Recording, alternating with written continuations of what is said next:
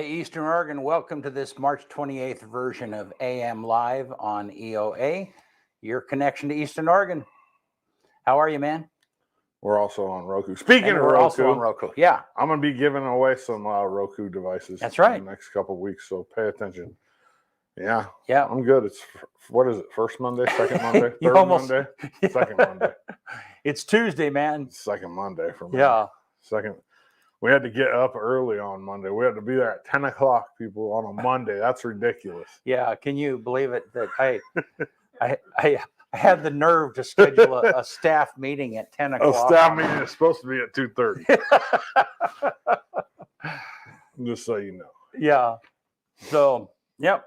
Yeah. Our Yesterday was my son's 17th birthday, so shout out to him. Happy birthday, Kyron. Yeah. Yeah, that's cool.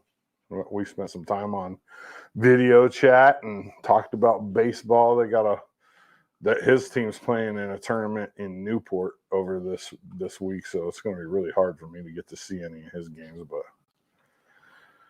yeah, are any of them on streamed or on video? Yeah, I think they are going to stream. One of them is on stream for sure, so I'll watch it. But it's not the same as being there, right? You know what I mean? It's yeah. Yeah. So are you one of those? Are you a loud parent when you're in the stand? No, I used to be when he was young. Yeah. But not anymore. No, I'm the kind that's just going to go sit by myself. Really? Just watch the game? Yeah. Yeah. Yeah, because I'm a coach by nature. Like I want to coach people. Yeah. And so I got burnt out on coaching, as I've talked about before. Like I don't want to coach anymore. Just because parents, not because of any specific incident, but just it's a lot of pressure and a lot of even when I was coaching middle school age kids, it's like I don't want to deal with that. Like I don't have to. You know what I mean? It's like nah. No, I tell you the only I don't know. One thing worse than I thought, because I've coached some before, is reffing or officiating. I don't mind that. See, I'll throw people out of the game so fast. See, but I had there was one time I was a parent at a little league game or something, and they needed a first base. That's when you say no. Yeah, that was and it was like you're like, I don't know enough about baseball to umpire. Yeah, thank you. Yeah, well, and I should have. That was like that. What the lesson for me is like, yeah, I'll never do that again. Yeah. I don't have any problem. That was the worst. Yeah, because you'd be like, well, that was really close. I don't know for sure what that was. And you had parents on either side. They could tell you what they thought it was. Yeah. Well, when you're a ref, you don't have to listen to the parents. When you're a coach, you do. Well, right. Yeah. You know, kind of. You know what I mean? Yeah. Like if you're a ref, you can just throw them out. Like, yeah. See ya. There's beers in your minivan. That's what I was. Is that what? I know it. Just by the way you're talking, head on out there. Go to your minivan. Yeah. Have another beer. Yeah. And stay out there. Yeah. That's crazy how much alcohol influences that. You'd be surprised. Yeah. Oh yeah. Yeah. Parents. Reasonable parents, their judgment goes right out. Yeah, because they're out there tailgating. It's like alcohol has to be a part of everything for some people. You know, like it's crazy. All righty. You want to do sports? Let's do it.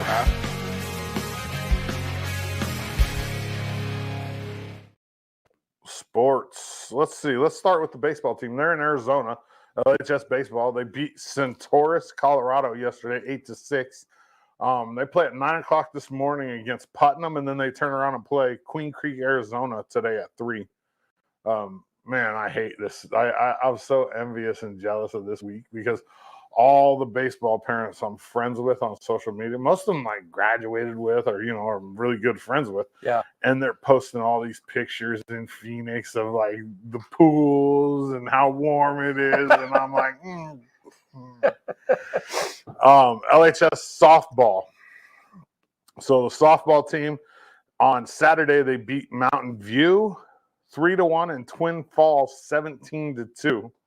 The softball team at LHS is off until April 4th. So they don't have another game from now until April 4th. EOU softball plays C of I today, which C of I think is ranked, if I remember right, number 12. We're 25.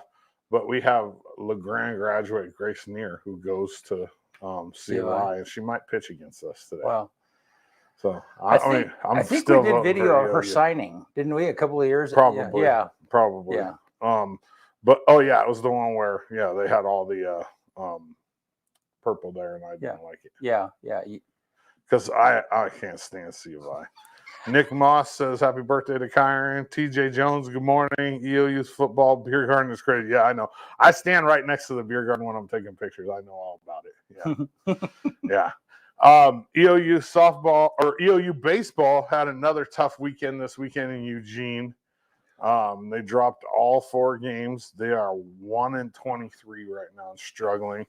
I sat down with new head baseball coach Kyle Treadway. Here's a little bit of that. Did you ever think you'd be in a position like this young in your career where you were taking a job with like 3 strikes against you already? I mean, like really, COVID messed everything up. You come into a job that is, I mean, basically in shambles. I hate to say it like that, but no, it's okay. It really is, and you're still fairly young in your coaching career, and you're already being handed the keys to a program that this is defining for you. Sure, yeah, no, I think I don't want to use we could use any excuse, right? We have all the excuses in the world to utilize here, but I think we have really great support from the community and our athletic department, and I think that's a huge momentum builder for us. As we head into this season and into the off season. Angie's been awesome since day one, and obviously she's had a very busy schedule herself with her team going as deep as they did. And but through that process, she's been extremely honest and really open and really helpful for me and our program. And I don't really want to use a lot of the excuses. I think we have good people in the building already. I think we have something to build off of. I think we're a lot closer to getting a field on campus than people think. I think we're a lot closer to taking a huge step from who we're bringing in each year than people think. And so, man, I don't know. I'm just enjoying every single day and chipping away, and that's all we can do. Absolutely. And I'm not going to sit and woe is me. Things aren't going our way. We're not playing well, and we don't have these resources. And we've got a great situation at EOU with who we have in the building. From an athletic department standpoint, absolutely, and then the vision of our athletic director and what they want and what Angie wants out of our baseball program. Yeah, so that's Kyle Treadway. He's a Pacific graduate. He coached there for 6 years.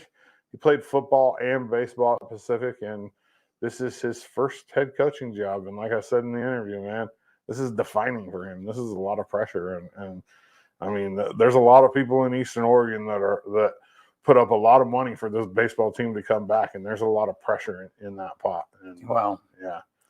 He took over the reins of a team that, like I said, basically in shambles.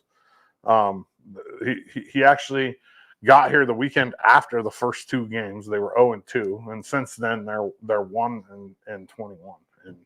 And there's, obviously this isn't his responsibility. Yeah, it's basically like somebody drove the heck out of a car and gave it to you and said, here's your car.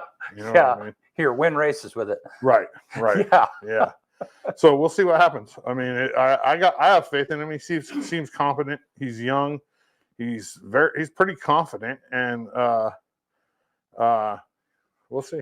Yeah. Nick, you wish it was easy to get your hands on an EOU baseball hat. I know a guy or 2. I think I have 3 of them in my office right now. So yeah, if you want a baseball hat, I can help you get that, Nick. So I had a question, but I lost it. Brain somewhere fart? along the way. Yep. Yeah. So sports wise, like I said, the baseball team there in Arizona, LaGrange, and we're still number 1 in all the polls. So even though we lost to Fruitland, that was an out-of-state game, and I don't even really count that on the road, first game of the year. So on the road on a game that was supposed to be a home game, mind you. Yeah. So lame. I'm so sick of this weather and it affecting our spring sports the way it does. It's just, yeah. So ready to see our people at home. Yeah. Which part of it is I mean, we put a turf field in for a reason, right? Yet we don't have the outfield and the warning track ready. So it's like, Okay, we'll go play in Pendleton, and we'll go play our home games in Hermiston, and we'll go play our. Unlike softball at EOU, who doesn't have turf, Right. if they can use the high school's turf, but like this couple weeks ago was the first games ever played on that field, ever on the Doug Trice Memorial Community Stadium. Yeah. And now we're looking at, EOU, they don't have turf up there. So it's like they're playing games in Hermiston, in Pendleton. So it's like, it's frustrating. It's annoying, but it is what it is. All righty. Well, let's take a look. It was a beautiful day yesterday. This morning, it's looking like, well, let's see what Gabe has to say for us here. The European model shows a mix of rain, snow, and whirlpool showers for your Tuesday, but the best chance for that wintry precipitation would be into the morning and evening, although that's actually the least amount of moisture we'll see during the day, but those lowland valleys will remain just rain. Heading into the day on Tuesday for LeGrand, it looks like this. We'll start out into the mid-30s at the 8 o'clock hour. Gusty winds coming from the southeast up to 45 miles per hour in spots. Those wind directions don't change during the day, but those gusts will gradually back off. We'll start out with a few snow showers, but overall, some of you may stay dry until the afternoon hours. That's when I'm expecting more organized showers to move through. So we could see a little bit of that winter precipitation mixing in with some rain at times getting into midday.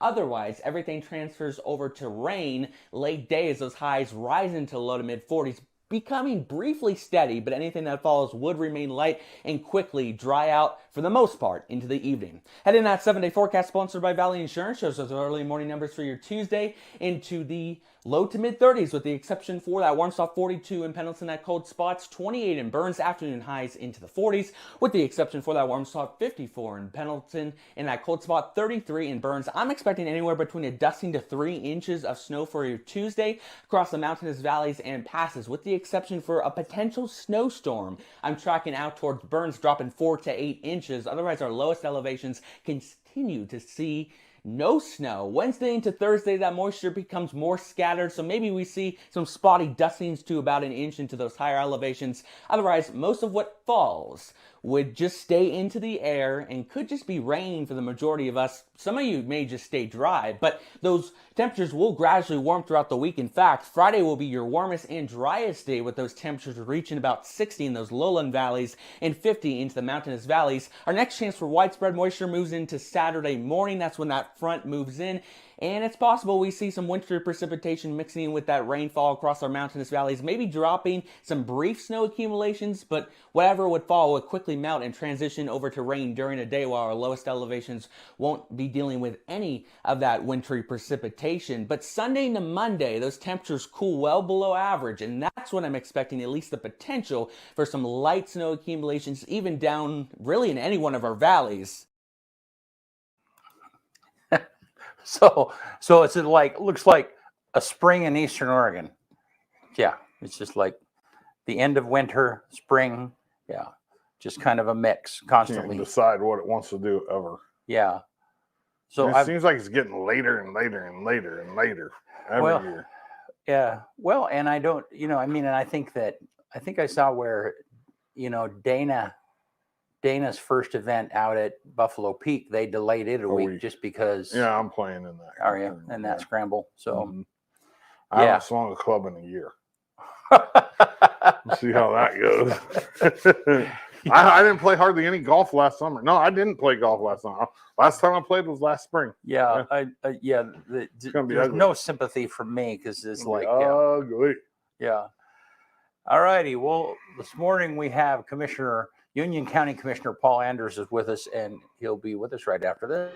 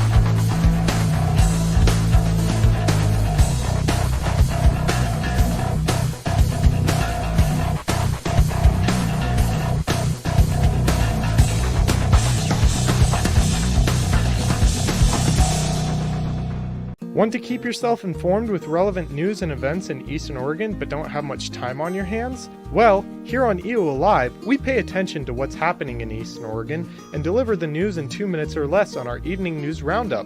You can expect to get your news delivered right to your Facebook and Instagram feed every Monday, Wednesday, and Friday at 6 p.m. We'll keep you in tune with Eastern Oregon, and you can count on that. EO Alive, your connection to Eastern Oregon. Now on Roku. Welcome back. All right. How are you, man? I'm well, thank you. Appreciate being able to be here. I just was, while you were doing the intros, I checked my calendar. It was early December last time I was here, so Yeah. been too long. Yeah. Well, we appreciate you taking the time. I know you guys have we have one of you commissioners every month. That's what we're trying to schedule. And this year I tried to do it a year out, but still that's a challenge. Not everybody knows their schedule a year out, Yes. But Yeah. I would say you guys are probably among the few people, I don't know, maybe the 20% that actually have an idea of you're able to control your schedule that far out. To a degree. To a degree. Yeah. I mean, there are some meetings that are set, but there's a lot that, and generally for me anyway, it's first come, first serve. Yeah. I try not to back out of meetings to go to a different meeting. Yeah. Well, how's the commissioner world? What's busy. What's going on in your realm? It is busy, and I said this. I started out to kind of jokingly say this, but we have 91 people in Salem that all have really good ideas, and as a result of that, we're dealing with, give or take, 4,000 bills in the Oregon legislature. When you take the 60 representatives and the 30 senators and the governor's office, that doesn't even count the bills that are presented on behalf of agencies by the agency heads. So a lot of moving parts. One deadline's already passed. Some of the things are dead that we were trying to get through. Other things that we were trying not to get through or trying to prevent from going through were also stopped. But next week, about a week from today, there's another deadline coming, and they are slammed right now with hearings and taking public testimony and then work sessions following that. So there were a couple that, and pardon my ignorance if this is already passed. One of them was that I recently heard about was Measure 11, and part of that was trying to be rolled back. Is that? I mean, Measure 110. Well, no, not Measure 1. I mean, these were the minimum sentences requirements Oh, that were. That one I believe is dead. Okay. But I can't remember the bill number on that Yeah. one. And then there was also there was a bill to repeal the portion of ballot measure 110 that would take away the decriminalization of hard drugs. Okay. That portion of it. So we would still have the hopefully the marijuana tax money coming in to help with drugs and addiction. Yeah. But that one also died. So Okay. For the time being anyway, hard drugs are still going to be legal in Oregon. And so, and then the other one that I thought that I heard was rolling through currently, or was some kind of a ban on firearms or some kind of a restriction. And do you remember where that's at? Right? Actually, that's still in the hopper. Okay. But it seems to be picking up some momentum because they've got, they no longer have a supermajority, but they do have a majority. So in both houses. So that would be, and the term that they use is codify ballot measure 114, which is interesting because it's still tied up in the courts. But it sounds like once that court case is settled, they're going to try to implement it without any more court challenges. Which isn't it going to be in courts for like a few years? Yeah, I believe so. Yeah, and the Supreme Court has failed or rejected hearing it at this point based on the merits. They're going to leave it at a lower court to decide, and then my guess is it'll be a appeal from there on either side. Wow. Yeah, it's Yeah, and I mean, and you think about it, the impacts that it has on local communities. I mean, whether it's Bimart or Oregon Trail Trader or some of the one in Island City or Ochako, and Steve's Outdoor. I can't remember the Adventures, yeah. Yeah. Yeah. all of those that sell guns. I mean, that's a pretty big impact on the economy of rural Oregon, Yeah. which is unfortunate.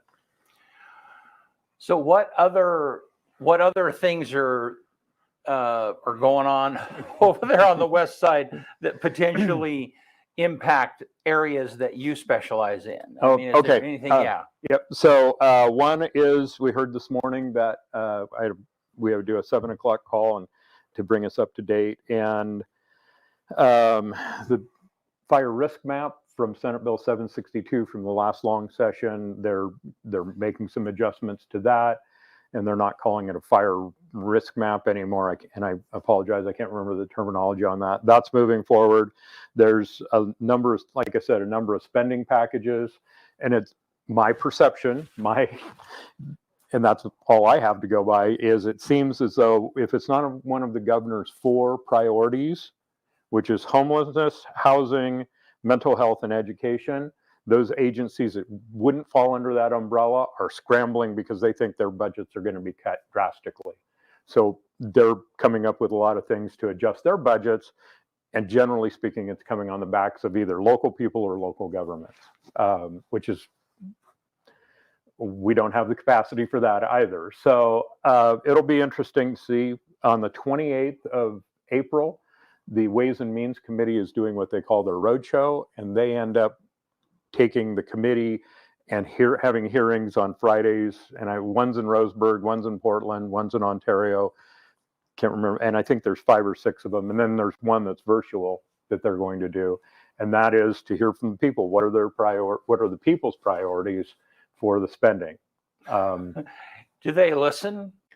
I think so. I Yeah. mean, I found, I'm sorry, but I've found that oftentimes when they do a roadshow, I guess, and I'm kind of thinking of ODFW, they do a listening thing where but actually they've already made the decisions. They've already decided what they're going to do. They're just trying to get buy-in and, make sure that they're being heard.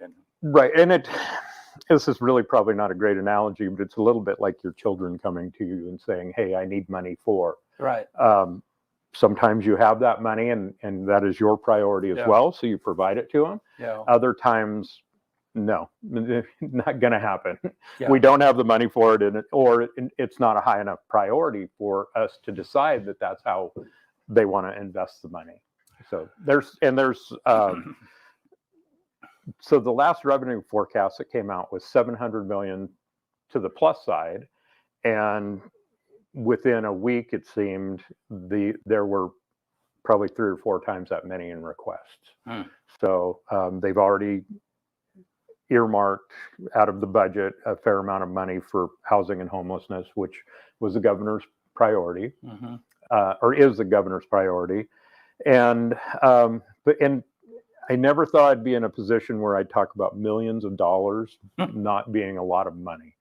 But with the size of the state budget, $1 million really isn't much. And that's one of the requests from Union County, is that we get the funding to complete the sewer and water project going to the Union County Fairgrounds. Right. We're very hopeful on that. And part of it is based on, we've been there. This is actually the 3rd time that we've gone back with this request. And we have other sources. We've done some match, things like that. So again, we're pretty hopeful that that's going to happen. But there's some big requests out there. Multi-hundreds of millions of dollars for different projects. The ODOT bridge project, 300 million, I think is the number or the price tag that's on that. Right. So, yeah, That's a lot of money. that is a lot of money. And that's renewing bridges, right? Yeah, a lot of work on the bridges. Many of those are in the I-5 corridor. Okay. Portland Metro. Yeah. So do you, I mean, there's a huge emphasis on homelessness and housing. Mhm. I mean, and that certainly we see some of that here. Oh, yes. Yeah, it's warranted for sure. Mhm. Yeah. Yeah. But how do you, I don't know, how do you balance that? I don't know. What are your thoughts about the emphasis? I mean, can you put a disproportionate amount of effort on that issue and neglect other things that are just as important? Oh, most certainly. And we saw it in the last session where wildfire got a lion's share, well, not a lion's share of the money, but a disproportionate amount of money. Right. Roll ahead 2 years, really, yeah, 2 years. And what we've got is the Oregon State Fire Marshal and Oregon Department of Forestry are both going, hey, you funded us really well, and we've got people working in these positions that are serving the people of Oregon. And now they're trying to roll those, and like I said, agencies that How are do we not keep one them of those employed? four. Right. Yeah, How do yeah. we do that? And how do we keep that level that is a priority for Right. folks? And then the homelessness is, the focus on that tends to be more metro. Mhm. I want to say it's 6 counties. 2 counties have petitioned to be included. And actually one was just rejected yesterday on their petition, and that was Lincoln County. And the justification for that was A, they didn't make the benchmark, and B, by not being part of the state program, they'll be in line for more federal dollars coming in to help homelessness. Yeah.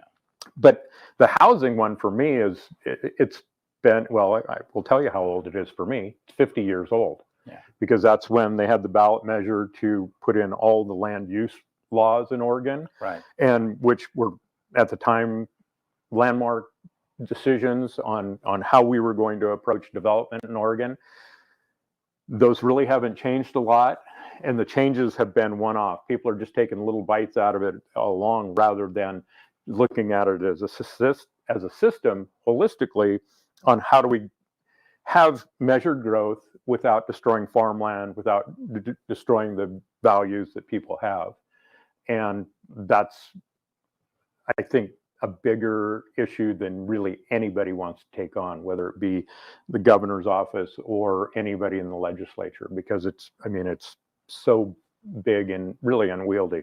So you continually see people take one-offs, oh, we want this, be able to do this on our properties in this category. Right. So, and I'm as guilty as anybody doing that. We've got a bill that more than likely going to die, but we've approached the legislature to get permission that folks can have wedding events on farm and ranches. And right now they can under a conditional use, but this would be an allowed use, which would put them in a more solid category. Yeah. And I know, even local people that are not happy with me about that, but this was a priority from people that I had talked to, and also a priority of Eastern Oregon Counties Association, because we've got folks in Baker County, folks in Umatilla County, more wanting to do this and be on solid ground. So help me understand why 50 years ago that was important. I mean, I've never really, we've kind of inherited this. We're living with those decisions that were made back then. And, we often understand how that law keeps us from growing. But what was the reason for it? What are the good parts of it? Well, the good parts are that we, especially if you take the Willamette Valley or even the Grand Ronde Valley, it's not row upon row of homes and housing developments. But again, that's a problem when you have a housing shortage. Right.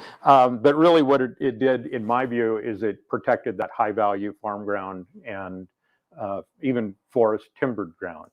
So, if you look, the coast is not especially developed along the coastline, the high value farm ground. And I've asked this question many, many times, and I can't get an answer to it. How is it possible that we have difficulty building because of the land use laws? And as I drive down I-5, on one side of the freeway is acres and acres of pavement and outlet stores in Mhm. Woodburn. Yeah. And then just south of that, on the opposite side of the freeway, again, acres and acres of houses that have been built And very farmland, recent. though, And- in that area. Oh, yeah. We're talking some of the most productive farm ground in the world, yeah. let alone Oregon. Yeah. They And yet- grass seed and Right. grass seed for And it's sure. like, how did that happen? Given that we can't really develop very much at all here. So your point is that how were those exceptions carved out? Right. Yeah. I Right. don't know. Yeah. And again, I wouldn't want to do that to our valley. Right. But at the same time, we need to build housing, whether it's for the hospital who has difficulty hiring because they can't rent, buy, or build, Mhm. or the low income. And I know that's not real popular with some people, but everybody needs a place to live or the opportunity to be able to. So yeah, that's it's difficult, and I can very easily see why no one wants to take it up at a state level. Yeah. But part of that issue of not having housing for low income housing is because people that are looking for higher end homes, they choose a category below what they are really looking for. Right. And then that squeezes the, right. I mean, Yep. I understanding that. Yep. And that And- squeezes the entire Right. situation. And the opposite, because some of those folks that are in the low income brackets are subsidized. Right. So some of them are renting up. So it really puts a squeeze on the entire system. And then you don't have workforce housing. Yeah. And I think that Timber Ridge is going to take some of the pressure off that, but not all of it. Timber but- Ridge, is that that's the name of that low income housing? What is Timber Ridge? That's the project that's going in just across the freeway near the Coke plant. Yeah. Okay. Yep. Yep. And Northeast Oregon Housing Authority is the one that's putting that in. I sit on that board, and even like I said, even with those, it's not going to meet the need that we've got. But I think it's going to take some pressure off of the whole system. I mean, for me, it's even, and part of this comes from ignorance over a period of time. I've learned, but one of the most basic fundamental things is you own land. I mean, that's how this area got settled. I mean, the whole homesteaders came in, they proved that land, it was given to them, and so on and so forth. So when you first bump into land use policies, it's like, what? How? You mean there's restrictions on how it is that I can't sell, I can't divide this and put, give part of this land to a neighbor. And I mean, and it seems like we are riddled with, I mean, there's a lot of restrictions in how it is that Right. land can be used. And that goes back to the land use laws that were Yeah. put into place. And they're actually celebrating the 50th anniversary of that legislation. But how did that even, I mean, if it's unpopular for us, how did it even get passed? I mean, we're totally off the topic, but I mean, I have no idea. Yeah. But again, it was, I think people in Oregon were looking at, especially 50 years ago, the influx from other states. Yeah. And they were saying, hey, we don't want to end up like, and I hate to use this as an example, California. Right. I knew you were gonna say that. But at the same time, I mean, if you look at driving through anywhere in Oregon, most anywhere in Oregon, the development that's going on is pretty measured. And then in my view, if you look from Nampa to Boise and the development that's going on there on high value farm ground, that's lost forever. I mean, Right. and we're talking again, really productive farm ground Right. that was potatoes and sugar beets and alfalfa. I mean, high value crops as well. But, given the opportunity for a producer to sell his ground and retire or sell it to another farmer for a much lower price, choice is pretty easy. Yeah. Again, I think there's a balance in between the systems. Well, and as I've gotten older, I mean, there's been a number of businesses within the last maybe 2 years to where they were founded here or they got started here and they've been sold to a corporate, and I mean, so in other words, the ownership has gone out of the area. And I look at that critically, it's, I mean, it saddens me because there's not a person that you can go talk to that owns that business, whatever the case might be. But at the same time, you know, I'm nearing retirement. Retirement is within sight. And so I'm thinking the same way. I'm thinking like, you know, who is it down the road that might want to take over or want to buy EOL Live TV? And are they going to be local? Well, no, it's probably going to be a conglomerate who wants to expand or whatever the case might be, you know. So it's kind of a double-edged sword, even for me. I understand. Yeah. So you're right there, that farmer who they have valued that farmland all of those years. They have said, that's my land, stay off of it. No, you can't, you know, they protected it. And now they're like, they just let it go. Right. Well, and you know, and development does change the culture. Yeah. You know, and I hear this fairly often. We don't want to become another Bend. I would 100% agree. We don't, because I mean, I spent a lot of time growing up in Bend, and it is not the same place that it was when I grew up. I mean, and I know things change, but I mean, just the culture and everything has changed so drastically in Bend. But at the same time, I think we need to have some sort of measured growth so that we can have, you know, the professionals at the hospital, the people that work for Oregon State Police have a place to live, and raise their families. And I think it just makes a stronger community if you have some measured growth rather than saying, no, this is it. We're not going to grow anymore. And again, we keep bumping up against those laws. And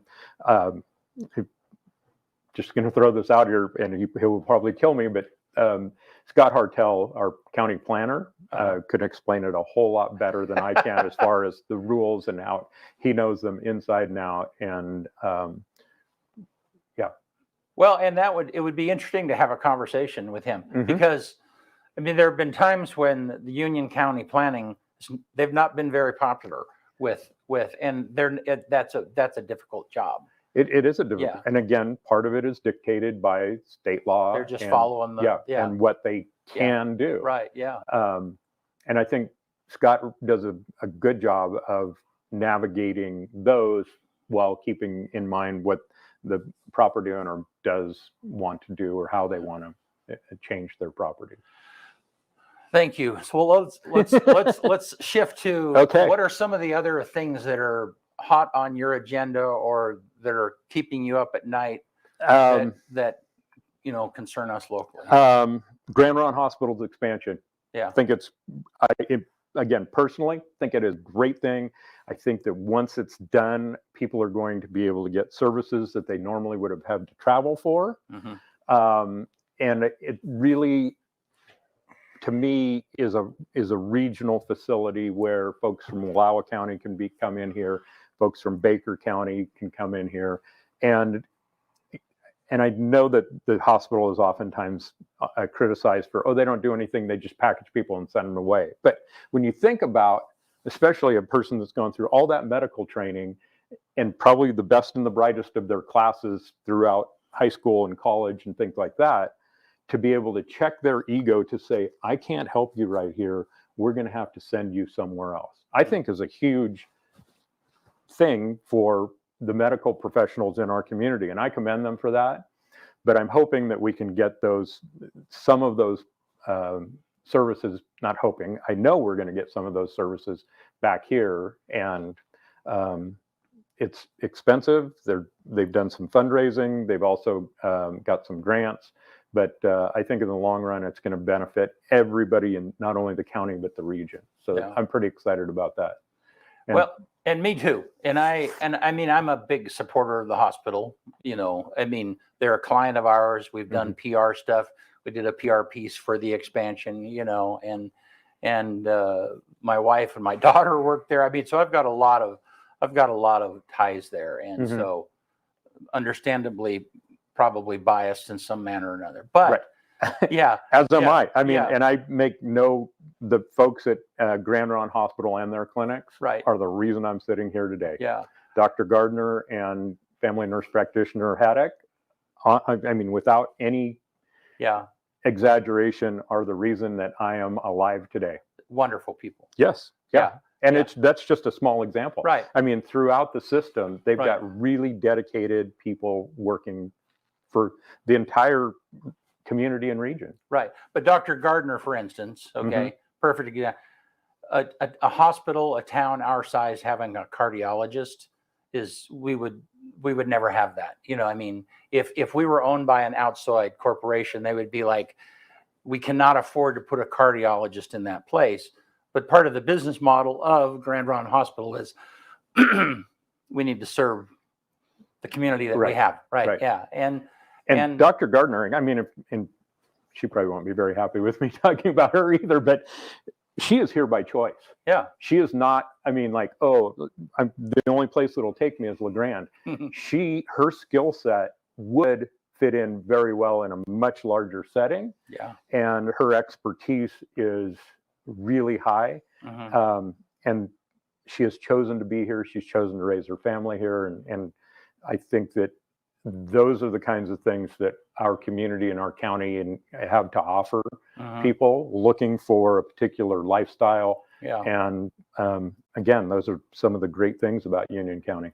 Well, and what I was going to say is that to those people who say Grand Ronde Hospital, just they package people and ship them out, I can tell you that's not their business model. That's not what they're trying to accomplish because there's not money in that. Right. And they're trying to pay the bills. They're trying to create a model that pays for itself and so on and so forth. And that means that you offer services that will keep people here. You know, you have when to send someone somewhere else, but at the same time, you know, all of those common services that a population like ours has, they want. I mean, that's why we have a dermatologist. That's why we have a cardiologist. That's why we have a neurosurgeon. So that's why, or neurosurgeon, brain doctors. I don't know their surgeon, but the point is all of those specialty docs are here, right? Because podiatry, ears, nose, and throat. Yeah. So anyhow, so pretty excited about that, and especially just recently as the superstructure is going up. I mean, crazy. Every day you can see the changes in that. The other thing that I like about that project is the number of local contractors that they've employed, because I mean, many of these big jobs that you see, whether it's freeway or things like it, they'll bring out of area folks to come in to work. But in this project, I know that it's a concerted effort to have local people working, which is again good for our local economy. Well, and good people. I've had the opportunity to meet, in fact, Tracy Johnson and Elaine La Rochelle are going to be at our Rotary today for lunch, you know, and Tracy is the project manager, the local project for Boughton, and Elaine is the hospital facilities director. And they're just really good people. I mean, I've had a chance to interact with them several different times, and they're good people. Yeah. And this is a company that specializes in hospital construction and remodel. It's not their first rodeo. I mean, I think there's a lot of things that in the plans that I really like, and that's trying to open those doors to the community with the way they're going to do food service. It sounds like they're going to have a cafe there that the community can use, and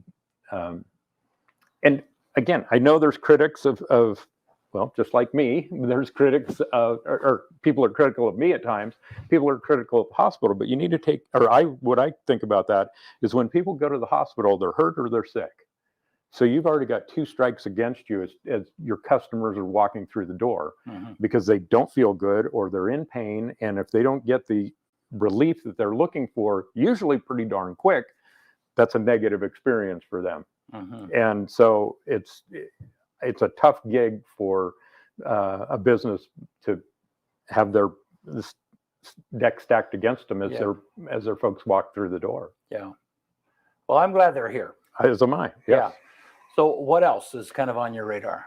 Let's see. The fair funding bills, and there's a full suite of them. Union County has the one I talked about already in particular, and that seems to be moving along pretty well. And then there's another series, both on the House and the Senate side, that is offering to take the cap off.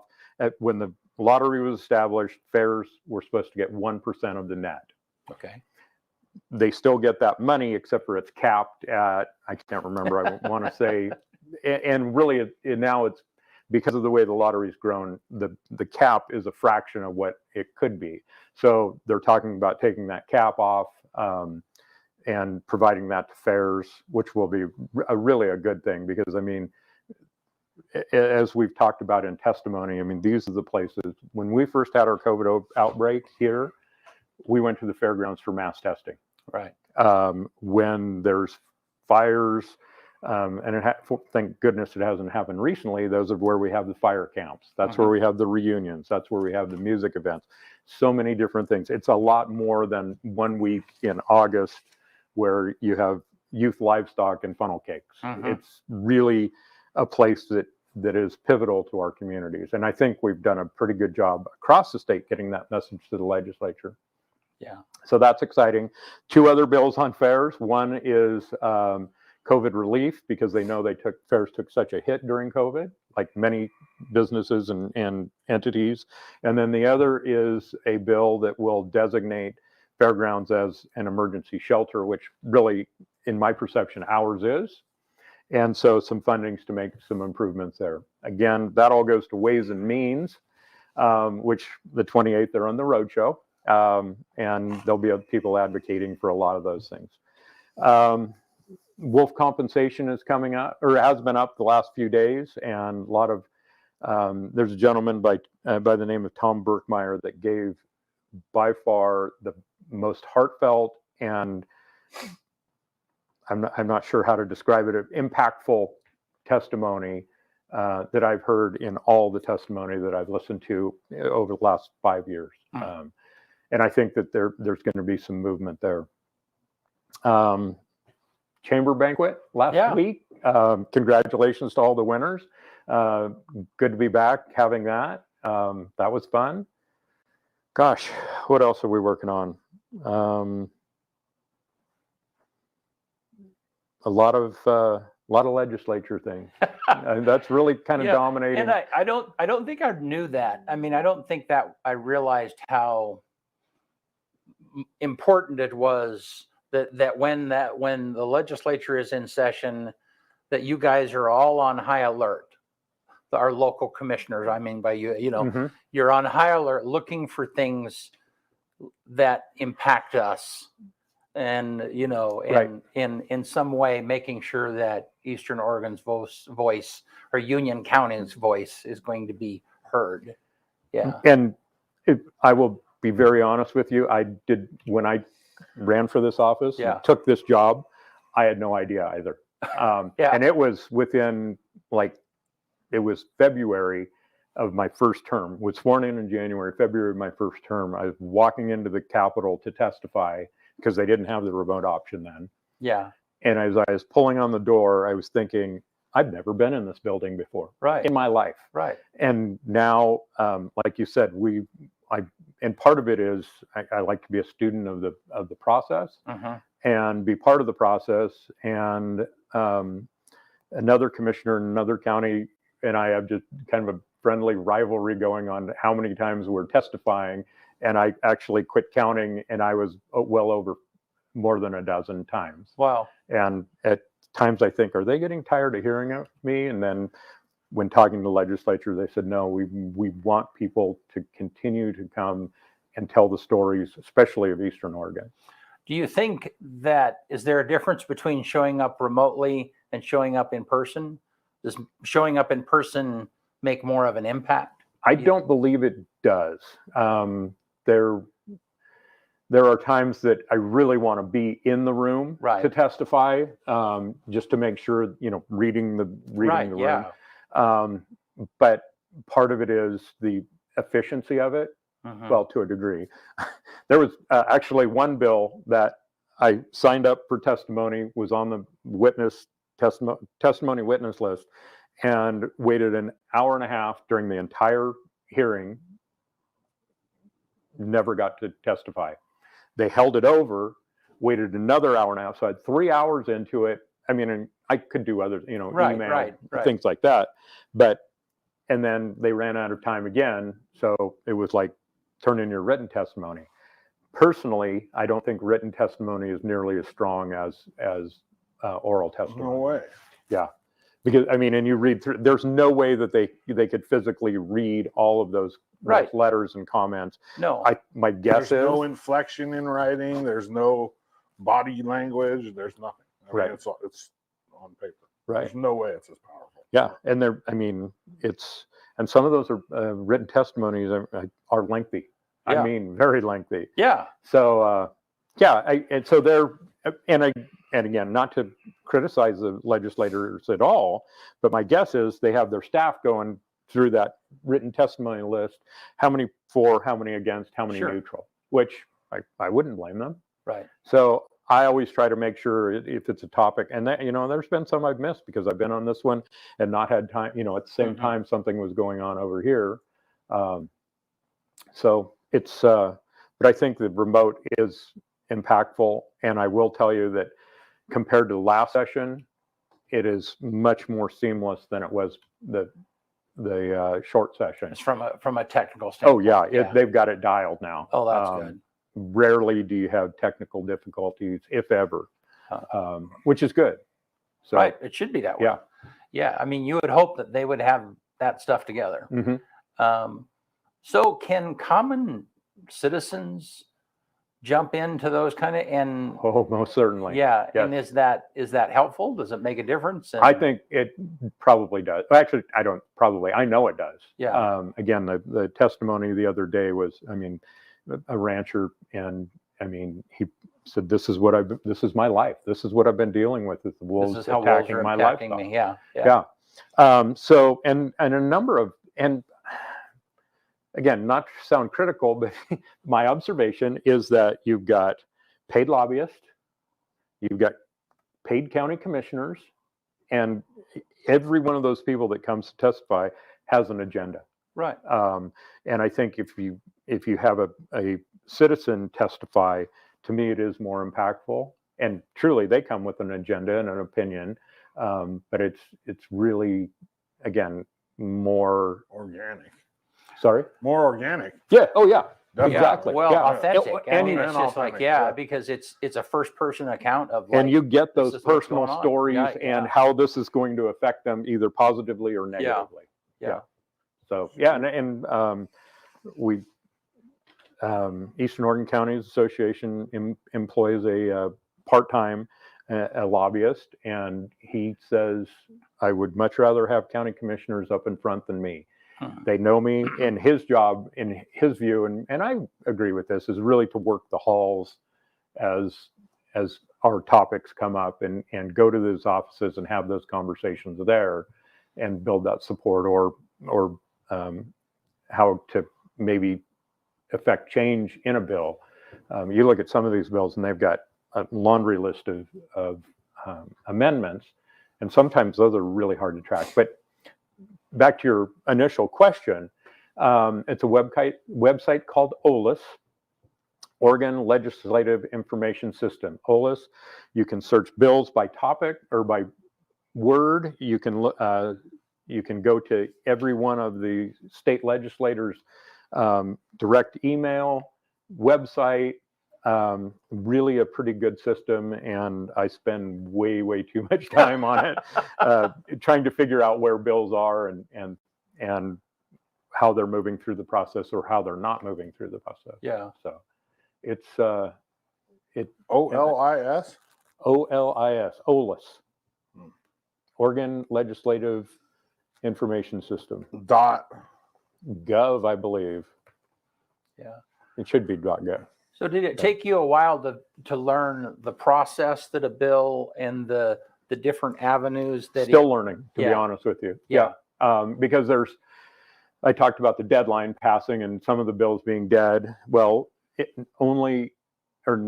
those were policy bills. So if they were a fiscal bill, they're still very much alive and will remain alive till the very end, Fiscal until sine meaning- die, which is yeah. Okay. June 23rd, I believe. Fiscal meaning they have money attached. Money to them. attached to it. Okay. Yep. And it's no secret that Ways and Means controls the purse strings. And I think we're fortunate to have Senator Hansel that sits on Ways and Means. I personally am going to miss him as he retires. And he's been, a big help to Union County in particular, and an advocate for Eastern Oregon, all of Eastern Oregon. Yeah. So, and Finley, Finley almost represents us. Actually, Yeah. I have a number of conversations with him Yeah. at any given time. He's really good about reaching out Yeah. to, I'm chair of Eastern Oregon Counties Association, which is 15 counties east of the Cascades, Yeah. excluding Klamath and Wasco, and they've chosen not to be participants. But because of that, Representative Owens and Senator Finley and that are to the south of us, I deal with them quite a little bit, and Representative Owens was a county commissioner, so he kind of has a soft spot in his heart for us. Yeah. But Representative Levy, very accessible, and I don't believe that's because of my job. I think if you were to call her, you would get an answer back very quickly as well. Yeah. I know when I text her, she texts me back. Right. And I had not, I saw Finley in an event, the OTEC Power or something that they had, a bit ago. And that was the first time. He's a force. He is. And both Senator Finley and Senator Hansel, when they speak, people listen. Yeah. Rightly so. Right. Yeah. So, and Bobby Levy she's got a tremendous amount of passion. Her heart is. I keep seeing her, in the news or doing this or doing that. And really happy that she's representing us. Yeah. Well, thank you, man. You bet. I truly enjoy these. And I usually when the camera goes off, I think, dang, I should have talked about these things, but appreciate it. And for folks, 963-1001 is the office number. And then my email is panderus@union-county.org. So love to hear from people. People can get a hold of you. Oh yeah, I hope so. Yeah, I hope they feel that. Yeah. Yeah. I want to be accessible as well. Yeah. That was funny. I was going to put the phone number up on the screen. And you started and I was typing on the wrong, and it was switching the cameras. Oh. Because we operate everything from right here. Right. So I operate the cameras with a keyboard. Well, I was going to type the phone number on the wrong keyboard, and the cameras are going. All of a sudden, I look up, and I'm the only one on camera. I'm like, what the heck? Alex put the OLIS website in the comments. Thank you, Alex. I was looking for that. Good morning, Bud. Bud's the armchair quarterback. Just had hip replacement surgery and he's back. All righty. You want to get us out of here? Yep. On this day, what is today? March 28th. March 28th. I should know that. You know what's crazy about my two oldest kids, Paul?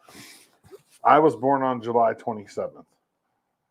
Kyron, my son, who's my middle child, was born on March 27th. My oldest child, Presley, November 27th. Oh, really? There's exactly 4 months in between, to the day, in between, once every third of a year. And then my youngest is August 24th, and we were like, come on, just hold on to her for 3 more days, but that was not happening. We made it to the hospital, and 15 minutes later, we had a baby. We didn't even have a IV in. Wow. No, we did labor at home. She didn't want to. And we drove to Corvallis from Dallas instead of going to Salem. And it was wonderful. It was the best birth out of the three of them. It was easy. Anyways, on this day, 1866, the first ambulance goes into service. On this day, 1866. On this day in 1885, the U.S. Salvation Army was officially organized. 1885. And shortly, couldn't have been that much longer. The building that I live in was built, which was a Salvation Army. I think it's probably in the 20s or 30s. Was it? Yeah, I would imagine. That building feels like a 20s or 30s building. In 1922, on this day, the first microfilm device was introduced. Wow. So that's 101 years ago. Yeah, and that's a pretty remarkable technology to be. Yeah, and kids nowadays don't even know what that is. Mm-hmm. It's like the Dewey Decimal System. Kids don't. You couldn't even tell a kid nowadays to go find a book off of a Dewey Decimal System. But I remember in the 70s. I remember in the 70s I was doing a research paper on Bonnie and Clyde because I thought they were, they are, and they had all of those old newspapers on microfilm, and I was amazed. I mean, it was like, this is, you know, pretty cool. Yeah. So anyhow, Well, they still have that up at the college. They still have a whole bunch of all the old observers on microfiche, and all the old, everything from probably like pre-1990, probably. yeah. Anybody who doesn't know what microfilm is like, so it's 35 millimeter film, which is about that wide, and then they have a tiny picture. It's a reverse picture, but it's a tiny picture of a whole page of newspaper. Yeah. And the resolution is such that where you can zoom in on any article and read it. But it doesn't have to be newspaper on microfilm. No, it can be anything, numbers, but still, but that's very commonly what is the machine called? The microfiche? Is that microfiche? I don't. Is that what it's called? It must be. Yeah. That must be the machine that reads a microfilm. Must be. Yeah. Because I remember that word. You go up and use the mic. Look through the microfiche or whatever. Yeah. All right. 1972 on this day, Elvis Presley records his final top 10 hit, cover of Burning Love. 1972 on this day. 2017 on this day, the world's largest dinosaur footprint ever found. 1.7 meters, and that was in Kimberley, Western Australia. 1.7 meters is like over 5 feet. And that's a footprint. That's pretty big. Yeah, I mean that's like that would make you a little nervous. 5 feet wide, right? Like that would be a bit. Could you imagine like being running around in them days when you had these? No, thank you. Yeah, no. Yeah, I mean, you would be a snack. Yeah. 2022 on this day was when actor Will Smith apologized on Instagram to Chris Rock for slapping him. Chris Rock finally released his Netflix stand-up. Yeah, it's everywhere. Yeah, I know. His response was brutal. And Will Smith deserved every little bit of it. Yeah. No, he essentially, Rock essentially made an entire, a whole stand-up. A whole stand-up just based on that. Yeah. Which, Will Smith deserved it in my eyes. Will Smith took his frustration with his relationship out on somebody else on national TV. Yeah. And just for that alone, he deserved every little bit of it. And he slapped a comedian. Yeah, a little teeny one too. I know, half his size. I know, but the point is if you're gonna beat up on somebody, you don't want to beat up on a comedian. No, that's their job to make fun of you. Yeah, a wordsmith who can like slaughter you. Yeah, it's like don't do that. Let's see here. Number one song in America. What do you think the number one song in America in 1983 on this day? I'll tell you what, it's like one of the most popular songs ever from one of the greatest. Yeah, you'll give me a category. Pop. 83, pop. Michael Jackson, Thriller. Close. Michael Jackson, Billie Jean. Ah, okay. On this day was the number one song in 1983. I wasn't a Michael Jackson listener then. But yeah. And then for the quote of the day, I did the 7 rules of life, or 7 rules. It doesn't necessarily have to be of life. Number 1, make peace with your past so it won't disturb your future. Number 2, whether people think of you is none of your business. Number 3, the only person in charge of your happiness is you. Number 4, don't compare your life to others. Comparison is the thief of joy. Number 5, time heals almost everything. Give it time. Number 6, stop thinking so much. It's all right to not know all the answers. And number 7, smile. You don't own all the problems in the world. 7 rules of life. Good stuff. Yeah. All righty. Thanks, Paul. Thank you. Hey, thanks appreciate it. Here. Really do. Yeah. See you on Tuesday. Always a great conversation. So Thursday. Yeah. Today we got another show this week. Monday. Second Monday. Second I was Monday. hoping it was first Friday. All right. Hey, thanks, Eastern Oregon. We'll see you soon.